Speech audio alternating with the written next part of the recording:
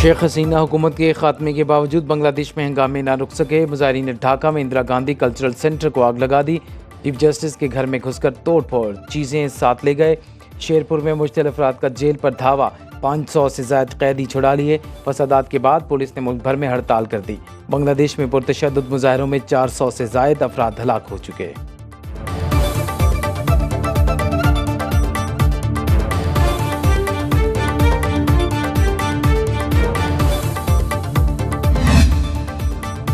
Nobel इनाम याफ्ता माहिर इक्तिसादिया डॉक्टर मोहम्मद यूनुस बांग्लादेश अबूरी हुकूमत के चीफ एडवाइज़र होंगे। ऐवान सदर में मुसल्लह अफवाज और तलबा तहरीक मुश्तरका इजलास में अहम फैसले।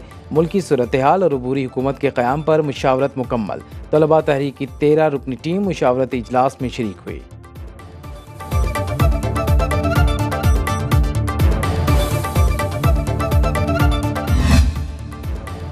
बांग्लादेशी अवाम के पास भारत के शिकंजे से निकलने का सुनहरी मौका। तलबा तहरीक के अल्टीमेटम के बाद बांग्लादेश की पार्लिमान तहलील। सदर के हुक्म पर साबिक वज़ीर आज़म खालिदा ज़िया को रिहा कर दिया गया। फौज ने कर्फ्यू भी हटा दिया। तलबा तहरीक के रहनुमाओं की आग लगाने के वाक़यात और तशद्दुद की मज़म्मत। कहा, मुश्तइल लोगों को तहरीक को हाईजैक करने से रोकना होगा।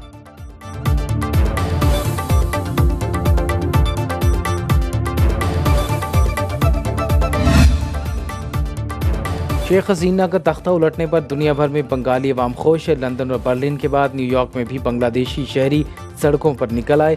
मुजाहिरीन बांग्लादेश के कौंसल खाने में दाखिल हो गए। शेख मुजीबुर रहमान के पोर्ट्रेट और तस्वीर को ज़बरदस्ती हटा दिया। ढाका में भी मुजाहिरीन ने शेख मुजीब के मुजस्समे तोड़े थे।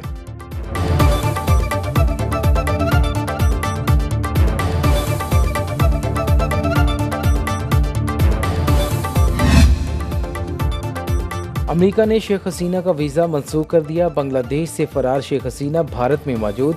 भारतीय हुकूमत ने हसीना वाजिद को खुफिया मकाम पर रिहाइश दे दी। मीडिया रिपोर्ट्स के मुताबिक शेख हसीना वाजिद की सियासी पनाह के लिए बरतानवी हुक्काम से इब्तदाई बातचीत नाकाम हो गई। साबिक बांग्लादेशी वज़ीर आज़म बरतानिया में मुकम्मल सियासी पनाह और सिक्योरिटी चाहती हैं।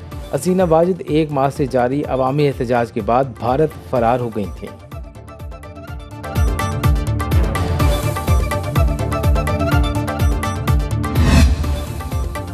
भारत की बांग्लादेश के अंदरूनी मामलात में मुदाखलत। बांग्लादेश की सूरत हाल पर भारतीय सिक्योरिटी काबीना का इजलास।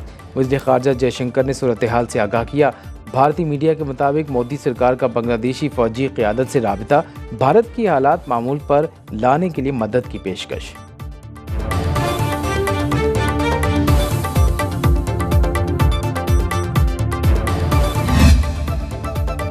कौमी असम्बली के बाद इलेक्शन एक्ट तरमीमी बिल 2024 सेनेट से भी मंजूर। ऐवान बाला में सेनेटर तलाल चौधरी ने बिल पेश किया। अपोजिशन का शदीद एहतजाज। चोरी का बिल, नामंजूर के नारे। बिल के मुताबिक आज़ाद रुकन असम्बली मखसूस मुद्दत के बाद किसी और सियासी जमात में शामिल नहीं हो सकता। मुजवज़ा मुद्दत के अंदर फहरिस्त जमा न कराने वाली जमात मखसूस नशिस्तों की अहल नहीं है। कौमी असम्बली में भी अपोजिशन का शोर शराबा, हंगामा आराई, बिल की कॉपियाँ फाड़ दी।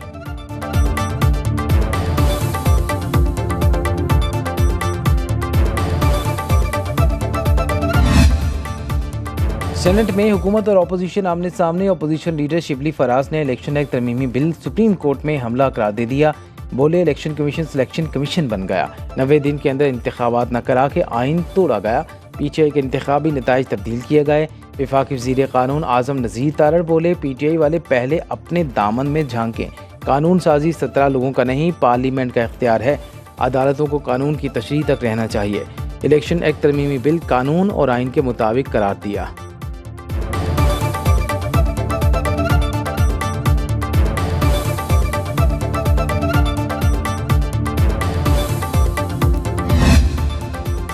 पीटीआई का इलेक्शन एक्ट तरमीमी बिल के खिलाफ अदालत जाने का ऐलान। चेयरमैन पीटीआई बैरिस्टर गौहर की कौमी असम्बली इजलास में बिल पर कड़ी तनकीद। बोले, बेहतर है शहबाज शरीफ शेख हसीना को फ़ोन करके रास्ता पूछ लें। इलेक्शन एक्ट तरमीमी बिल को अदालत में चैलेंज करेंगे। बिल आइन और कानून के खिलाफ है। बिल के पीछे पार्लियामेंट नहीं, एक जमात की फिस्तायत है। अली मोहम्मद खान ने कहा, इलेक्शन एक्ट के जरिए अदलिया पर हमला किया गया है। इस कानून के जरिए पार्लियामेंट को सुप्रीम कोर्ट के खिलाफ इस्तेमाल किया गया।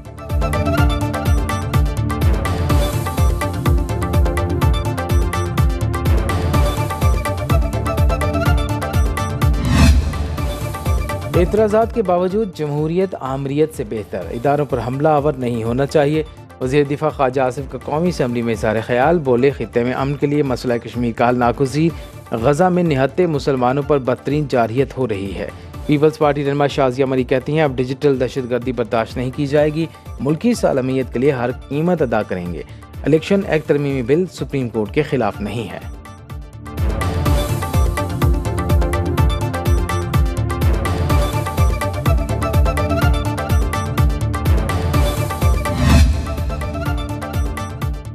हुकूमत और जमात इस्लामी में मुज़ाकरात का तीसरा दौर बेनतीजा ख़त्म। अमीर जमात इस्लामी हाफिज़ नईमुर रहमान का धरने को मार्च में बदलने का ऐलान। 8 अगस्त को मरी रोड, 11 को लाहौर में पुरअमन मार्च होगा।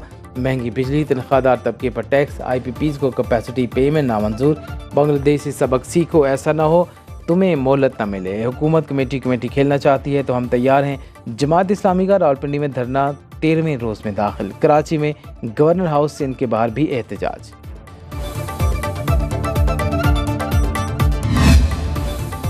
और आम इंतखाबात में ख़वातीन को 5% टिकट क्यों नहीं दिए? इलेक्शन कमीशन ने अमीर जमात इस्लामी हाफिज़ नईमुर रहमान को आज तलब कर लिया। बलूचिस्तान नेशनल पार्टी के अख्तर मेंगल, तहरीक लब्बैक के साद रिजवी, ANP के असफंदियार वली भी नोटिस। अवामी नेशनल पार्टी समेत 12 सियासी जमातों से जवाब तलब।